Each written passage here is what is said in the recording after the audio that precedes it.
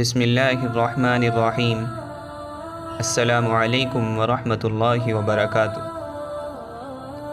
دوستو، اللہ تعالیٰ کا ارشاد ہے وَخَافُونِي إِن كُنتُم مُؤْمِنِينَ، اور تم مجھ سے ہی ڈرو اگر تم مومن ہو۔ اور ایک مقام پر ارشاد ہے وَاخْشَوْنِي، یعنی مجھے سے ڈرو۔ دوستو، خشیت کا مطلب ہے دل میں کسی چیز کا ڈر پیدا ہونا، اور یہاں خوف سے مراد اللہ تعالیٰ کی ناراضگی اور آخرت کے عذاب کا ڈر ہے، کہ انسان کو اپنے متعلق ڈر ہو کہ شاید مجھ سے اللہ تعالیٰ ناراض نہ ہو جائے اور مجھے آخرت کا عذاب نہ مل جائے۔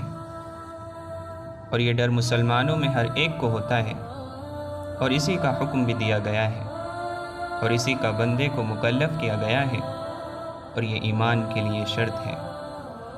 رسول اللہ صلی اللہ علیہ وسلم نے ارشاد فرمایا، دو آنکھوں کو جہنم کی آگ نہیں چھوئے گی، ایک وہ آنکھ جو اللہ تعالیٰ کے خوف کی وجہ سے روئی ہو، اور دوسری وہ آنکھ جس نے اللہ کے راستے میں پہرا دیا ہو۔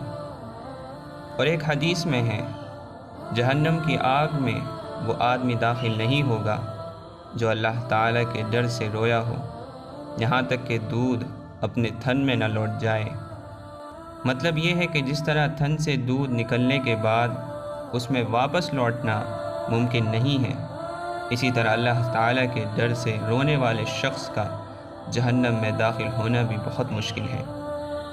مگر یہ بھی یاد رکھنے کی بات ہے کہ اللہ تعالیٰ کے خوف اور خشیت کے ساتھ اللہ تعالیٰ سے حسن ظن بھی رکھنا چاہیے، اور حسب قدرت دونوں میں اعتدال ہونا چاہیے۔